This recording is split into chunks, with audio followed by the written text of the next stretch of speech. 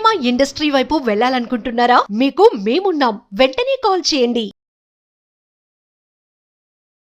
నమస్తే, welcome to Suman TV. ప్రస్తుతం మనతో పాటు ఉన్నారు family counsellor, motivational speaker, public speaker Rajanirama గారు. మరి కోల్కతా అభయ కేసులో సిబిఐ ఇన్వెస్టిగేషన్ అనేది చాలా ఫాస్ట్గానే మూవ్ అవుతుందని మనం చెప్పుకోవచ్చు. ఇదే క్రమంలో అటాప్సీ రిపోర్ట్లో కాంట్రాడిక్టరీ స్టేట్మెంట్స్ అనేవి అయితే కనుగొన్నాయి సిబిఐ. మరి ఆ స్టేట్మెంట్స్ ఏంటి అనేది మేడంతో మాట్లాడదాం. నమస్తే మ్యామ్. నమస్తే నవీన. మేము ఫస్ట్ నుంచి చూసుకుంటే అన్నీ కూడా అనుమానాలే ఈ కేసులో. కోల్కతా అభయ కేసులో ఘటన అయితే జరిగింది, అమ్మాయి అయితే చనిపోయింది, కానీ అన్ని అనుమానాల కింద ఫస్ట్ నుంచి చూసుకున్నా కూడా ఏ దాంట్లో క్లారిటీ లేదు. ఇప్పుడైతే అటాప్సీ రిపోర్ట్లో ఒక 3 స్టేట్మెంట్స్ వచ్చాయి. సిబిఐ ఇన్వెస్టిగేషన్ మళ్ళీ రీఇన్వెస్టిగేషన్ చేస్తుంది కదా, మళ్ళీ ఇంకా లోపలికి వెళ్తుంది, ఏమేమి వస్తాయి బయటికి అనేది. అసలు అటాప్సీ రిపోర్ట్లో ఏమున్నాయి మేడం స్టేట్మెంట్స్? అది చెప్తున్నారు కదా, మనకి అటాప్సీ అనేది సన్సెట్ తర్వాత చేయకూడదు అంటారు. వీళ్ళు ఏంటంటే హడావుడిగా చేసేసారు.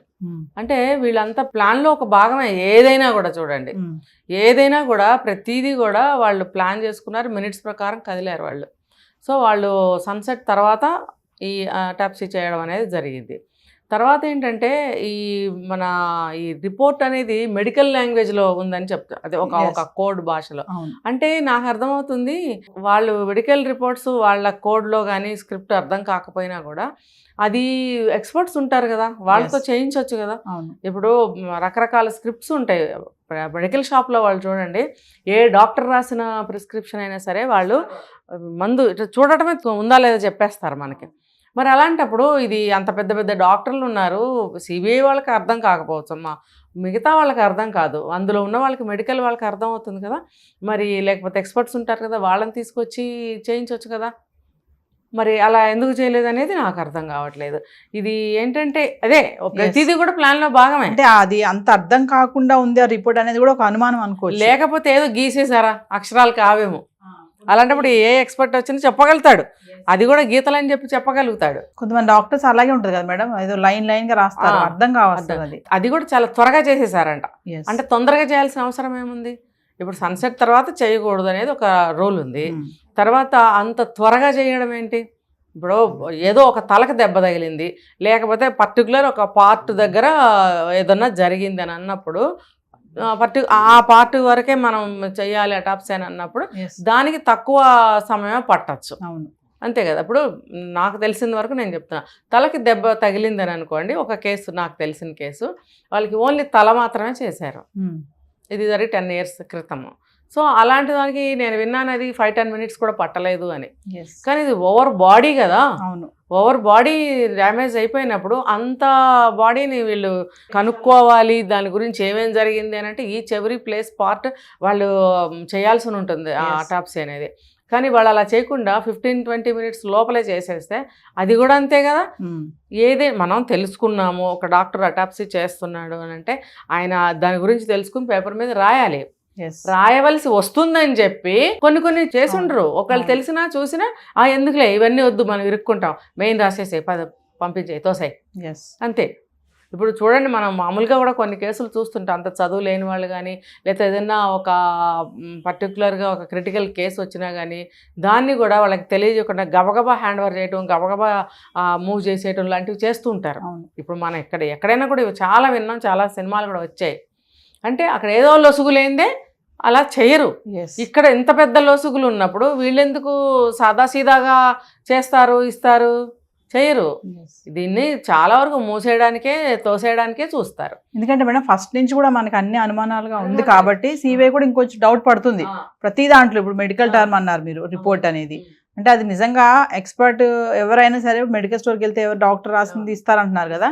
సో అది అంత అర్థం కాకుండా ఉంది అంటే అదొక డౌట్ వచ్చింది వీళ్ళకి. ఇంకోటి ఏంటంటే డాక్టర్ ఒక ప్రిస్క్రిప్షన్ రాశాడు అంటే కొన్ని అర్థం కాకపోయినా మనకు కూడా మెడిసిన్ ఏంటనేది మనకు అర్థం అవుతుంది.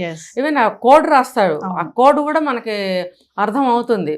ఇప్పుడు చాలా మంది డాక్టర్లు ఆ కోడ్ మనకు అర్థం కాకుండా రాస్తారు, గొలుసు రాతలాగా రాసేస్తారు. అంటే అది నంబర్సు, లెటర్సు, గీతలు ఇవన్నీ మిక్స్ చేసి రాసేస్తారు. పెద్ద గొప్ప ఏంటది? నేనైతే అడిగేస్తాను ఏంటండి ఇదని. ఇదేంటిది 1 టైం వేసుకోవాలంటే దానికి ఒకటి ఉంటుంది, లేదు ఒక టైం ఇస్తారు, టైం AM PM లేకపోతే 10 AM 8 AM. ఆ 8 AM అనేది తర్వాత ఈ ఎన్నిసార్లు వేసుకోవాలనేది ఈ 2 కలిపేస్తారా మీరు? నోటితో చెప్తాడు ఇల్లిటరస్కి చెప్పినట్టు, ఇదోసారి. ఎందుకలా? నువ్వు క్లియర్ కట్గా రాయి, నువ్వు ఇక్కడ చెప్తావు, ఇంటికి వెళ్ళిన తర్వాత మర్చిపోవచ్చు మేము. మరి మేము చూసుకోవాలంటే అది ఎలా అర్థమవుతుంది మాకు?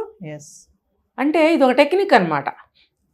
నేను అడుగుతాను, డాక్టర్ని అడుగుతాను, మాకు అర్థం కావట్లేదు ఏంటి సరిగ్గా చెప్పండి అని. నేను క్లియర్గా అడుగుతాను, తెలుగులో అడిగేస్తా.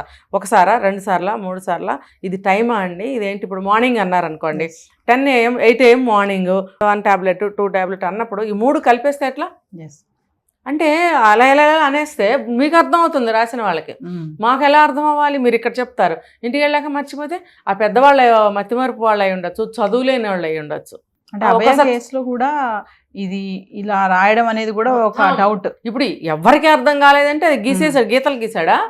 గీతలు గీస్తే కూడా ఎక్స్పర్ట్స్ని పిలిపిస్తే అది గీతలండి ఇందులో ఏమి లేదని చెప్తాడు. మరి అది చేశారా లేదా? అంటే ఇప్పుడు ఇన్ని దొరుకుతున్నప్పుడు కూడా ఇంకా నిరూపణ అవ్వలేదు అని అనటం అనేది మరి మనం మామూలు మనుషులం కాబట్టి కరెక్ట్ కాదు అని చెప్పుకుంటాం. ఇప్పుడు యాజ్ పర్ రూల్ అయితే అవి తేలాలి అని అంటారు. ఇప్పుడు ఇవన్నీ సాక్ష్యాలే. ఇంకొకటి అంటే ఇన్ని ఉన్నప్పుడు నువ్వు చేయలేదబ్బా, నీకు తెలీదు, కానీ నీ అండర్లో జరిగినాయిగా. నీ అండర్లో జరిగినప్పుడు నీకు తెలిసి జరిగినా తెలియక జరిగినా నీ రెస్పాన్సిబిలిటీయే, నీ మీదకే వస్తుంది సగం నేరం అనేది. అంత పెద్దానికి అంత చదువుకున్నానికి తెలియదా?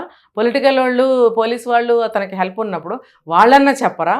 అంటే ఇది ఇంత చిన్న లాజిక్ ఎక్కడ మిస్ అయ్యారు వీళ్ళందరూ కలిసి? లేకపోతే దీనికి కూడా ఏమన్నా మసిపూసి మారేడుకాయలు ఇంకేమన్నా చేశారా ఈ విషయానికి కూడా అనేది అది తెలుస్తుంది. ఇప్పుడు ఆ గీతలు గీసేయడం ఏంటి, ఎవరికి అర్థం కాకపోవడం ఏంటి, దాన్ని మనం చెప్పుకోవడం ఏంటి? అలా ఉంటుందా ఎక్కడన్నా?